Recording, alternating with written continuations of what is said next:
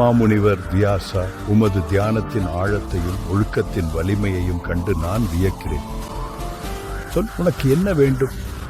படைப்பின் தந்தையே பிரம்மதேவா, மனித குலத்திற்கு ஒரு வழிகாட்டியை வழங்க விரும்புகிறேன். தர்மம், அர்த்தம், காமம், மோட்சம் ஆகியவற்றின் சாராம்சத்தை உள்ளடக்கிய ஒரு காவியம். மன்னர்கள் மற்றும் மனிதர்களின் வாழ்க்கையின் மூலம் உண்மையை போதிக்கும் ஒரு காவியம்.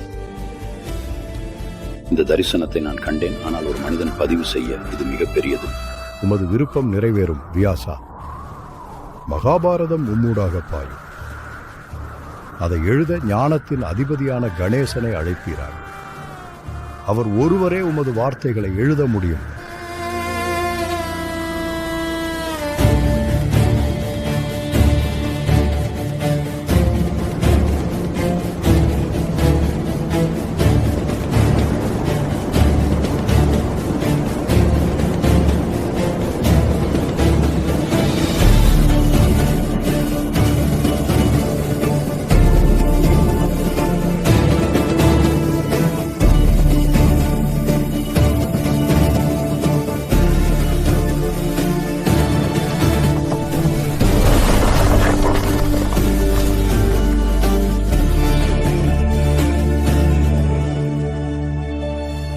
வியாசா, உமது பக்தி விண்ணை எட்டியது. உமது புனிதமான பணியில் உதவ நான் வந்துள்ளேன். விநாயகப் பெருமானே, தடைகளை நீக்குபவரே, ஞானத்தின் ஊற்றே, உமது உதவியை நாடுகிறேன். எனக்குள் ஒரு மகா காவியம் வாழ்கிறது. கடலுக்கு நிகராக விரிந்தது, காலத்திற்கே எல்லை இல்லாதது. மகாபாரதம் மனித குலத்திற்கு வழங்கப்பட வேண்டும். ஆனால் என் வார்த்தைகள் அவற்றை பாதுகாக்கும் ஒரு எழுத்தாளரை தேவைப்படுகின்றன. நான் உங்கள் எழுத்தாளராக இருப்பேன், ஆனால் என் நிபந்தனையை கேளுங்கள். நீங்கள் உச்சரிக்கத் தொடங்கினால் இந்த புனித பணிக்கு முடிவு வரும் வரை நிறுத்தக்கூடாது.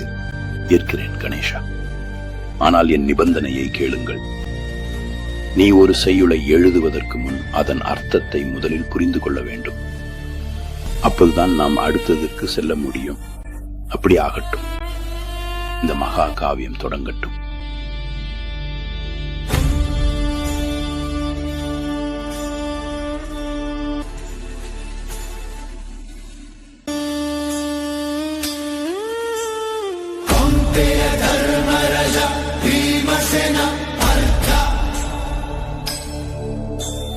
नकुल सहदेवश्च कृष्ण